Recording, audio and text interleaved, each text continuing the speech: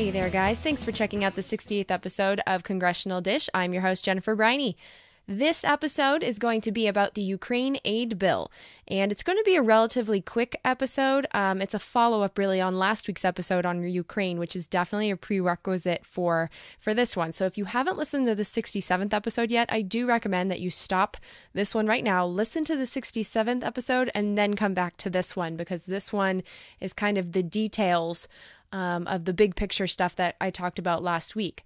The reason that I'm doing this week, and I'm still not going back to the February bills, is that both houses of Congress passed the Ukraine aid bill, and President Obama has already signed it into law. So because this is now the law of the land, I think we need to know what's in it. But before any of that, longtime listeners know that in December, my husband got laid off and we moved to Oregon while he looks for another job. Now, up until then, I was working full-time on Congressional Dish, and I still struggled to find enough hours in the day. Unfortunately, while a Congressional Dish is no longer costing me money every month, I'm not making anything personally from it, so I just took a part-time job waitressing for this summer up here in Oregon. Now, my goal is to get back to full-time as fast as I can, and I promise that this podcast will continue and will get better, but I need your help. See, the more people who contribute to the show, the more people I can recruit to do a lot of the busy work that takes my time away from reading the legislation. Work that I'm, quite frankly, not the best person to handle. For example, in addition to reading and outlining the bills, I created, maintain, and update the website. I took one HTML class before launching the podcast, which means that I know the basics of how a website works, but I am so far from the best person to handle a website, it's not even funny. I also do all the social media for Congressional Dish. My @JenBriney on Twitter is actually doing great because I like doing it, but Facebook, I hardly look at it. Tumblr? What is Tumblr? Google+? Please. I need someone who understands this stuff and knows how it works, and good people generally don't work for free. I also find and clip all the audio from the House floor. I find, listen to, and clip House hearings. I find all the music. I answer all the emails. I pay all the bills. I write the blog posts. I edit the shows, and more. There's a lot that goes on behind the scenes here, and all that crap is why we're 2 months behind on the bills. Honestly, I don't know if I'll ever catch up. It's your contributions that's going to make it possible for this show to get the team it needs to get better. If I can create a team, I can promise that you will know more about what's in the bills, who's writing the bills, who's legally bribing the people who write the bills, you know, all that stuff that keeps you coming back to this show week after week. Now, to be one of the people that can claim to be a part of Congressional Dish, you go to congressionaldish.com and use the PayPal buttons on the right-hand side. One button is for a one-time contribution of any number of your choice, and the other button is for subscribers, people who pay at least $5 a month automatically and without whom continuing the show wouldn't be possible. For those who don't like PayPal, and I know there are quite a few, I've received quite a few checks in the mail. The address is on the contact page of congressionaldish.com. And like every other podcast on earth, there is an Amazon search box on congressionaldish.com. When you use it to buy anything, Congressional Dish gets a commission. Please contribute in any way you can. Okay, so let's look at the Ukraine aid bill that passed the Senate last week 98-2, passed the House on Tuesday with a vote of 378-34, in which the president just signed into law.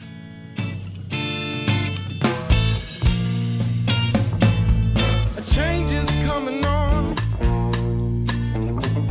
and I don't like what I see. Today upon the television, started talking about World War III. Oh, who are we fighting, and what did they do to you? You never declare no war, but that's all you do. I said shame on you. Okay, so the Ukraine aid bill is H.R. 4152, and like I said, it's already been signed into law. And the main purpose of this bill is to lend basically the International Monetary Fund $1 billion so that they can loan that to Ukraine. And then in return, Ukraine will change their economic laws to make them more friendly to our businesses. So that's the main part of the bill, but it's not the only thing that's in there. And the way that this bill is structured is actually a pretty easy bill to read. It was about 26 pages, and it was one of the more straightforward bills that I've seen in quite a while. And the way that I'm going to go through this is that in the very first section of the bill, there's 17 policy statements. So it's basically saying that this is how the United States is going to act when it comes to Ukraine. And there's these 17 statements. Some of them are backed up by actual, substance in this bill. And some of them are just lip service. And so that's what I'm going to do is I'm going to go through these 17 things and we're going to see what, are legit policies of the United States and which ones, not so much. So the very first one, which is United States policy towards Ukraine, number 1, is basically saying that Russia is bad. We, quote, condemn the unjustified military intervention of the Russian Federation in the Crimea, unquote. When it comes to Russia in the Crimea, this is just the one thing that I said this in the last episode too, but I know that in Crimea, there is a Russian naval base, one of their biggest. They were renting land from Ukraine for their naval base. And so when you have Ukraine being taken over by a pro-Western government in shady ways, maybe you want to have the land that has your naval base be actually controlled by you. So to say that it's unjustified, I don't know. But that is what we said, and there's really nothing that we're going to do about it. We're not going to go and try and give Crimea back to Ukraine. That was never on the table. So that one, there was nothing specific to back that one up. Number 2, we remind Russia that they signed certain treaties and that they should go home. Fat chance. Now, number 3 says that the European Union, NATO, and the United Nations are going to defend Ukraine. And this one kind of gets repeated over and over again, so I'm just going to kind of gloss over it right now. But there is one thing I can tell you about our country in this bill that we are going to do when it comes to defending Ukraine. And obviously, when we say defend Ukraine, we're talking about defending them from Russia here. Somehow, in the last few months, Russia has become an enemy! And I don't consider Russia an enemy, but we kind of do, I guess. But not me, but the United States. So Section 10 is going to have an annual report be ordered by the Defense Secretary detailing the capability of Russia's military, Russia's space program, Russia's nuclear program. Now, we've had these reports ordered before, but this is going to make sure that we get this report every single year on the big bad Russia. So then moving on, number 4, we will use the economic powers of the United States to protect Ukraine. And this is where I think we start to get to the real meat of what this bill is. Number 5, we want Ukraine to sign a, quote, association agreement with the European Union, unquote, which we know is already in the works. What we found out from last week's episode, they kicked out the pro-Russia government, stuck in a pro-Western government, and that guy has them right back on track becoming a part of the European Union. So number 5, definitely a policy of the United States. Number 6 was stunning. For those of you who listened to the last episode, I am actually going to read this one word for word. Number 6, quote, "We are going to use the voice and vote of the United States to secure sufficient resources through the International Monetary Fund to support needed economic structural reforms in Ukraine under conditions that will reinforce a sovereign decision by the government of Ukraine to sign and implement an association agreement with the European Union," unquote. Holy crap, is that not exactly what I said they were going to do in the last episode? They said it just clear as day. They didn't even try to hide it there. Number 6, they're using the IMF to get reforms and make Ukraine part of the EU. Ta-da! Done.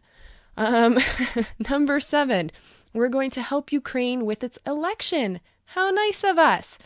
I guess we just need to ignore the fact that the last time Ukraine democratically elected a government, we allowed that government to be thrown out and replaced with one that was friendly to us. So us helping with the election makes me a little bit nervous for the Ukrainians. But the problem with this election monitoring stuff, as the way it's written in this bill, is that the election monitoring section is actually much more broad and can open up all kinds of doors that I'm not sure are intended, or maybe they're intended for it to be secret. And here's what I mean by that. So the section that's supposed to be about giving money for election monitoring and growing democracy and all that bullshit, it gives $50 million to the Secretary of State for 2015. But what it actually says is that we're giving the money to the Secretary of State either directly or by giving money to NGOs. NGO stands for non-governmental organization. So here's $50 million. It's either going to go to the government, the Secretary of State, or the not government organizations. It's going either to the government or to the not government, which means we don't really know where this money's going to go. And the thing is, it's not just for election monitoring. It does say election monitoring in here, so it will go to that, maybe. But it also authorizes, quote, diversifying Ukraine's economy, trade, and energy supplies, including at the national, regional, and local level, unquote. And we know that there is a pot of gold in Ukraine's natural gas, which has been untapped by the fracking industry, and they want it bad. And so with this $50 million that we're giving to the Secretary of State, supposedly for helping Ukrainians with their democracy, we're also going to go after their energy supplies.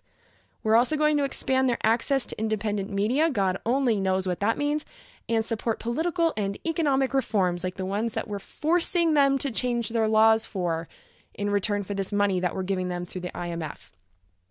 Now, that's all the specifics that we know, because the way this is going to work is that the actual strategy is going to be done by the executive branch. It's going to be done by the president.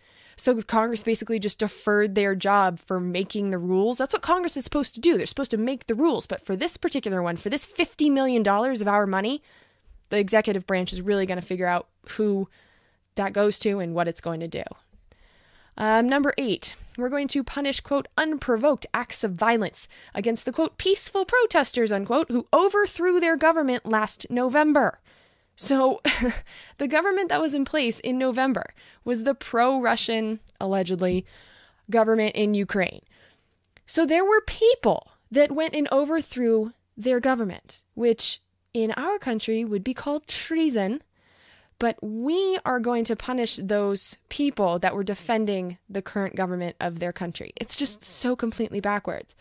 And this one's actually going to be backed up in this bill. Section 8 puts sanctions against any former or current Ukrainian government officials or anyone acting on behalf of the old government. So if there were Ukrainians that were trying to protect their Ukrainian government that they voted for, they're now subject to sanctions.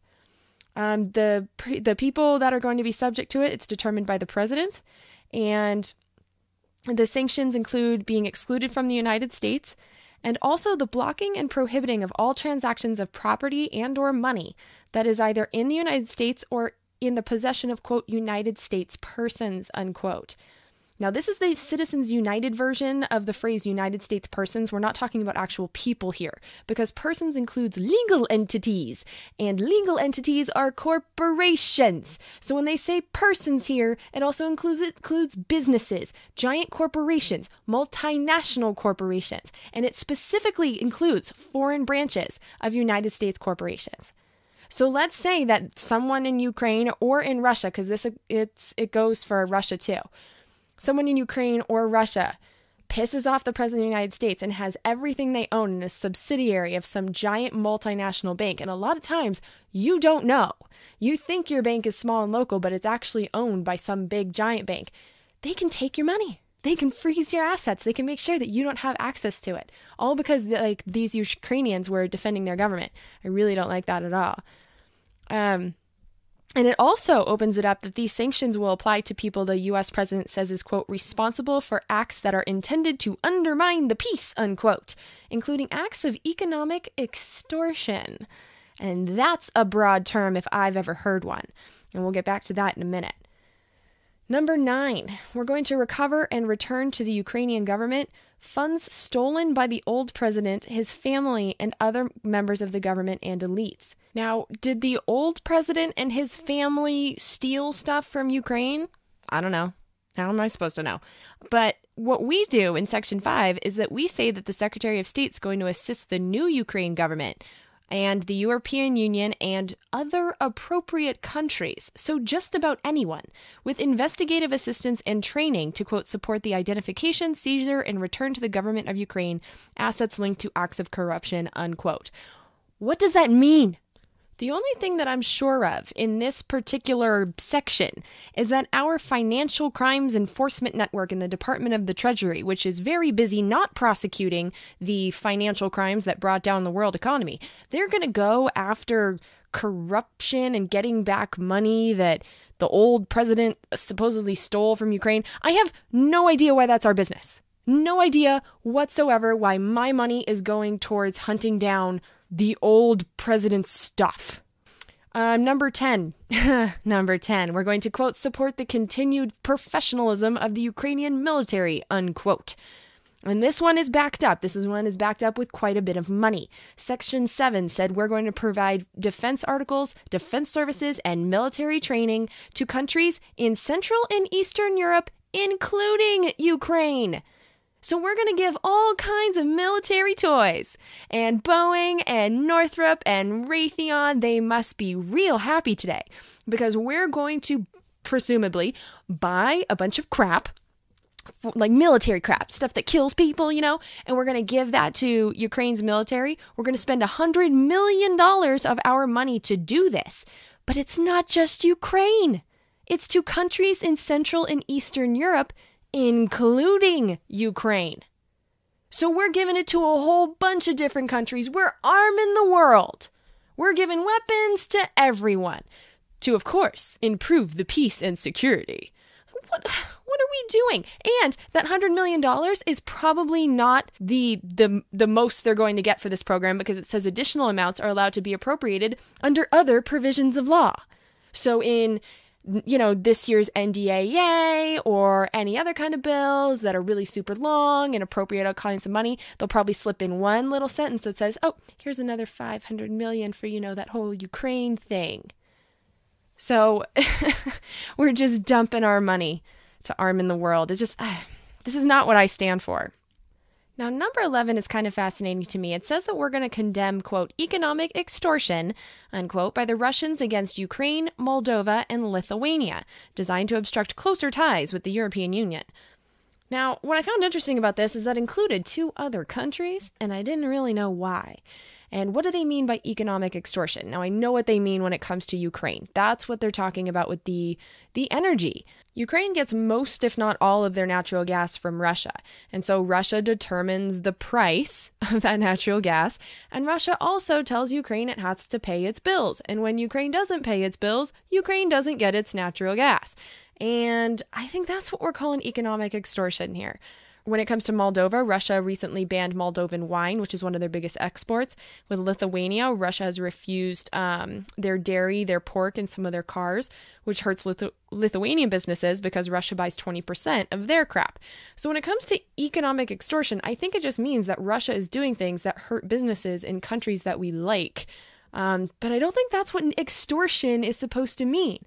Russia determining its price and cutting off supplies when it doesn't get paid, that's not extortion, that's business. And I think Russia has every right to not buy from countries if it doesn't want to. But that's not the official policy of the United States, and we're making Russia's self-protecting trade policy sound like it's a crime. And I think that's a very weird thing to do. But why Moldova and Lithuania? I think it actually has to do more with when it comes to Moldova. Moldova has one of those 2 huge natural gas pipelines that I told you about. It goes from Ukraine into Moldova, back into Ukraine, back into Moldova, back into Ukraine, and then into Romania. So that pipeline, if that's a factor in this, which we all know it is, then Moldova is a very important country, and we don't want Russia to have control of it. We want the EU to have control of it. And the problem in Moldova, a lot like Ukraine, is that they have people that are literally asking, they want to be a part of Russia. And so that represents some problems for the good old European Union.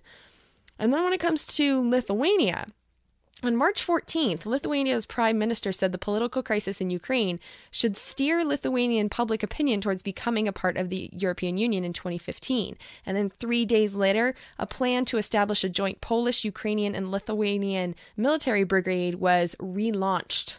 And so I'm not sure about the timing on this, but when that Ukrainian president decided he didn't want to be a part of the European Union, I'm guessing that a joint military brigade with Poland and Lithuania, that's probably when it stalled. And now that the pro-Western, EU government is now installed in Ukraine, that is back in business.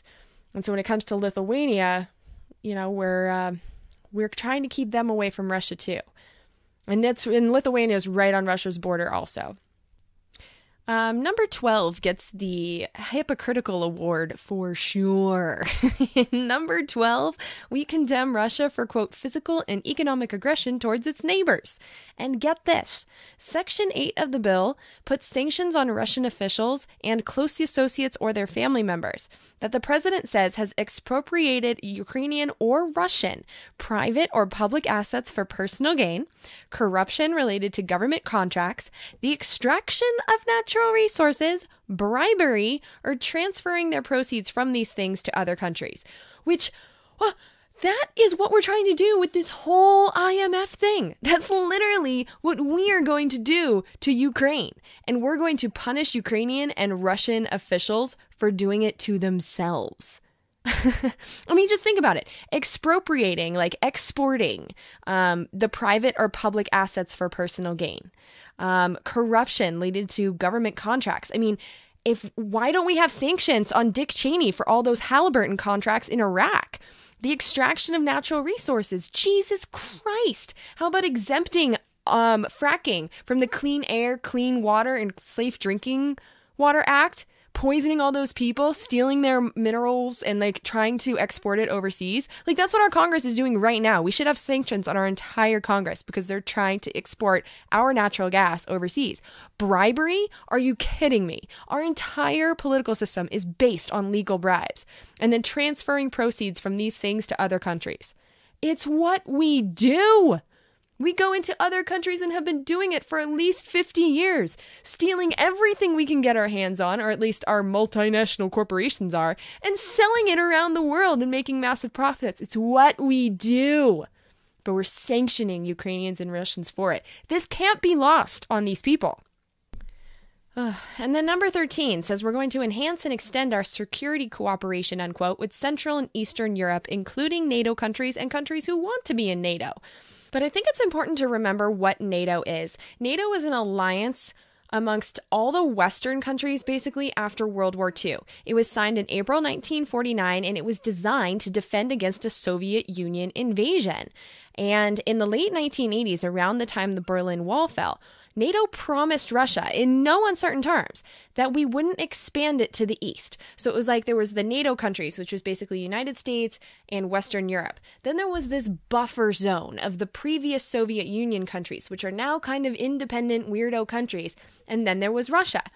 Well, since 1990, which in 1990 there were 16 NATO countries. Now there's 28. And which way did we expand? We expanded east. We did the exact thing that we told Russia we weren't going to do. Since we promised in 1989 or 90 or whatever not to expand east, NATO has absorbed the Czech Republic, Hungary, Poland, Bulgaria, Estonia, Latvia, Lithuania, Romania, Slovakia, Slovenia, Albania, and Croatia. That's a lot of countries, and now it goes right up to Russia's border. If I was Russia, that would be a threat to me. That would actually absolutely be a threat to me. And in fact, in 2008, President Putin said, quote, "A powerful military bloc appearing near our borders will be perceived in Russia as a direct threat to the security of our country," unquote. And here's why. Here's the thing. Number 14, we are going to reaffirm the United States defense commitments to its treaty allies under Article 5 of the North Atlantic Treaty, unquote. That's basically the NATO thing that says an attack on any NATO country counts as an attack on all NATO countries. Now, this used to be 16 countries, and now it's 28 countries that go right up to Russia's border. And so here you have, Ukraine wasn't a part of NATO, thank God, when this whole Crimea thing happened. Had they been a part of NATO, we would have had to respond militarily. And there goes the next nuclear war. But they weren't a part of NATO yet, so we kind of dodged that bullet. But Russia, if you think about it from Russia's point of view, they have a military base, for Christ's sake. And most of the people in Crimea speak Russian. In 1952, when my parents were born, Crimea was part of Russia. This is something that is between Russia and their next door neighbor. This is not something we should be involved in. If it wasn't for the fact because of this whole NATO thing, I don't know why we'd even have to care. Who's controlling Crimea? I truly don't care. It has nothing to do with me. But because we're trying to expand NATO all the way up to Russia's border, that's a threat to Russia. It really is, because if they have a dispute with their next door neighbor, then the whole damn world gets involved. And the way we're doing it is the whole world versus Russia. That's a dangerous game. And then number 15, Russia's participation in the G8 summits will be conditioned on Russia basically doing what we say. Well, the G8 summits, that's where we actually get to sit down and talk to Russia. And talking is definitely a less dangerous way to negotiate things with a nuclear power than cutting them out of it entirely and making it seem like they're our mortal enemy, which they're not. I have nothing against Russia at all. They did nothing to me. And even the Cold War, I think, was mainly bullshit. But anyway, number 16, we're going to explore ways for us to assist Central and Eastern European countries to, quote, diversify their energy sources and achieve energy security, unquote. And remember, this whole thing is about Ukraine, right? If we want Ukraine to have energy security, like, let's forget the fact for just a moment that fracking is horrible and it's environmentally awful and it poisons water and it's just a stupid way to power countries. The pure fact is that Ukraine has plenty of natural gas and they're addicted to natural gas. If we want them to be energy secure and energy independent, we let them keep their own gas, which was the law that the old president had. Ukraine said, we want to keep all our own natural gas. And these IMF reforms, all this stuff that we're pushing for, it puts them in the opposite direction. It allows their land to be fracked and then their gas to be put on the open market so anyone can buy it. That's the opposite of energy security. And sure enough, number 16 has nothing to back it up. Nothing. It's just one of those things that we say that we want to do for Ukraine, help them achieve energy security, but there's no teeth to it all. There's nothing in this bill that would help that happen. And then the last one is number 17. It's a perfect wrap up. We're going to ensure that the U.S. maintains its predominant leadership position and influence within the International Monetary Fund, and to make sure the IMF has all the money it needs to support structural reforms in Ukraine, which is what this is all about anyway.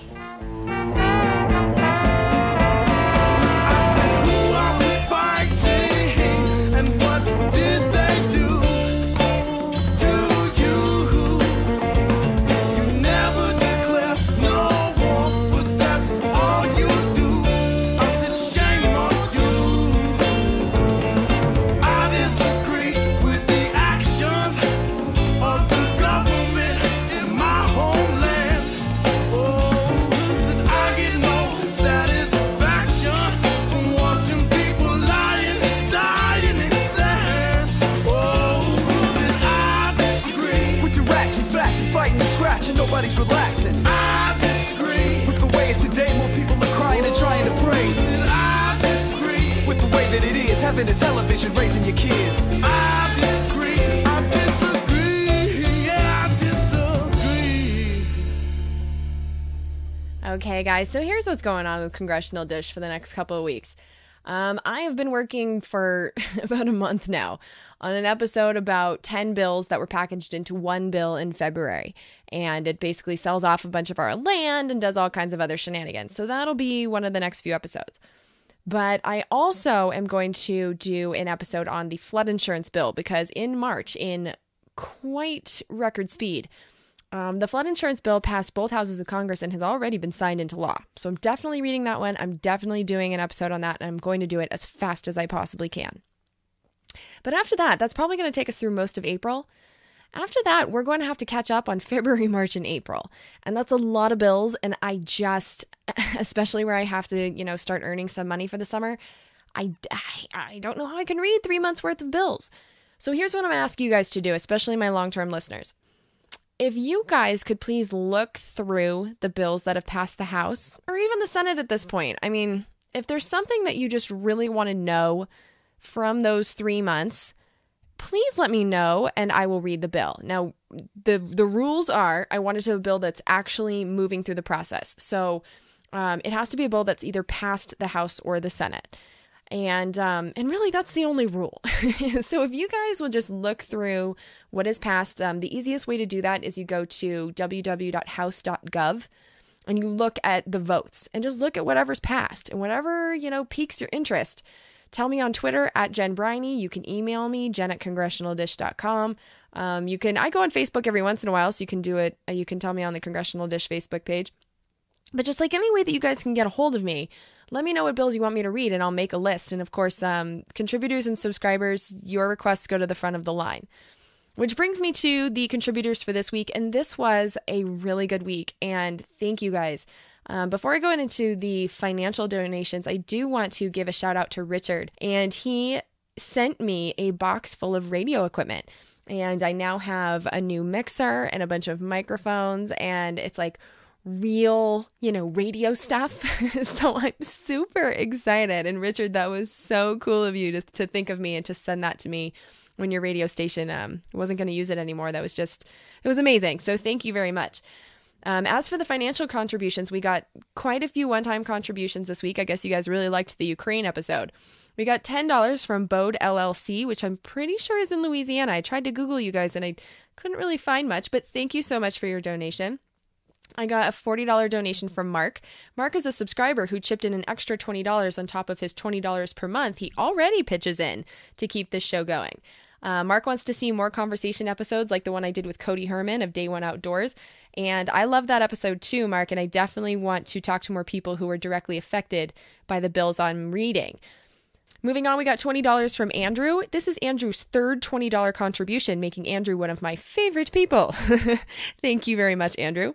And just so you guys know, starting next week, I'm going to start saying last names. I wanted to do it this week, but I've kind of established a pattern here, so I wanted to give you a warning. If you don't want me to say your last name, just make sure to note it in your notes or your contribution or whatever. But for now, it's still first name only. But yes, we also got $20 from Michael. Michael said that this work is very important. Michael, I totally agree. Thank you for your contribution. Got $5 from Dwight. And you know what, Dwight? Every dollar counts. Thanks for contributing. Got $25 from Jeremy. Jeremy, thank you very much. I also don't know much about you. Next time you contribute, let me know more. Send me a message. I'd love to know more about who my contributors are. I also got $50 from Anthony. Same deal. Don't really know where Anthony is from and didn't leave a note, but I definitely appreciate the help. Thank you, Anthony. And then the winner for this week is $300 from JV. JV is awesome, and JV sent me a nice note, which I'm going to read to you guys. It says, Jen, thank you for the incredible service you provide. I believe that the work you do is valuable. Worth a great deal of money valuable can vary from person to person. To me, your work is more valuable than a Netflix or Amazon Prime subscription. So with that said, I thought a $20 a month is a fair value for knowing what the Congress is up to.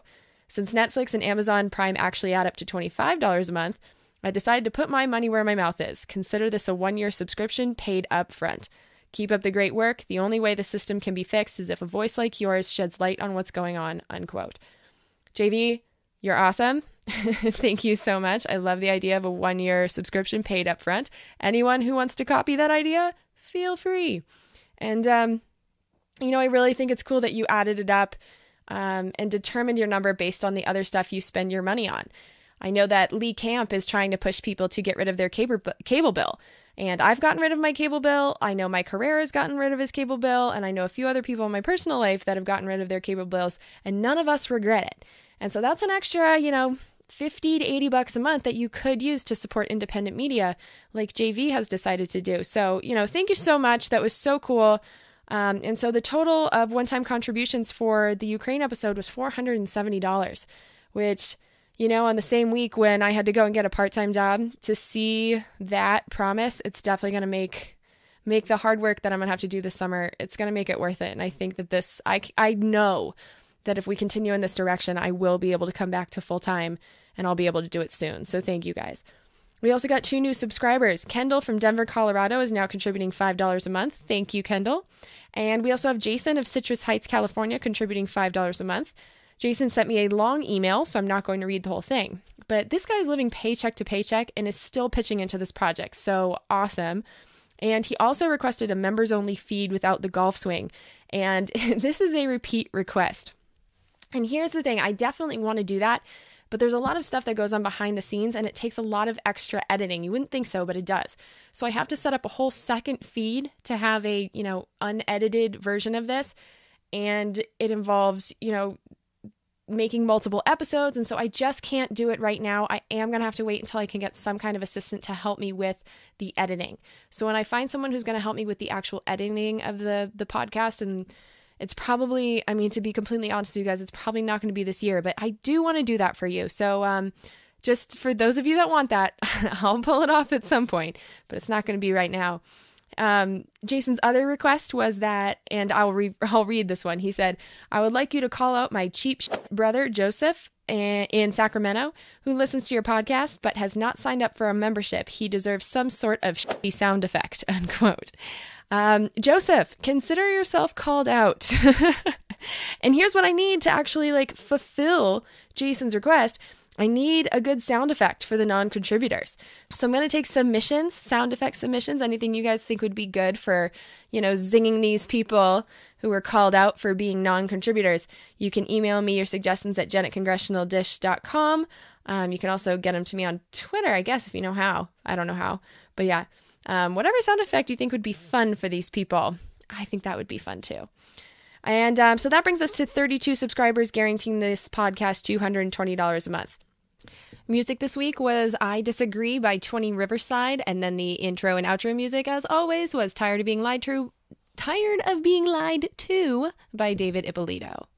In the next few weeks, you will hear from me again. Please let me know what bills you want to know about. And until then, take care, enjoy the spring, and I'll talk to you soon. Bye-bye. We're surrounded now by liars coming at us through our TV screens. We don't have a domestic spying program. They're content to fight in black and white despite the many in-betweens.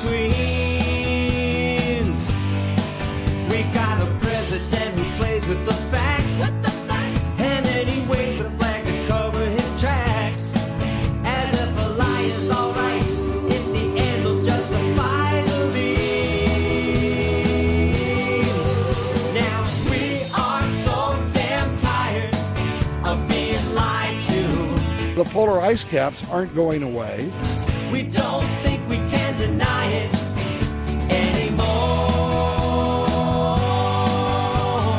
You can stick to your story if you think it lies. But we're not keeping quiet anymore. We are so damn tired of being lied to. Government jobs consume the profits of the private sector. We don't think we can deny it anymore. You can stick to your story if you think it flies. But we're not keeping quiet anymore. Now we're not keeping quiet. These bills represent common sense, bipartisan solutions that actually solve problems.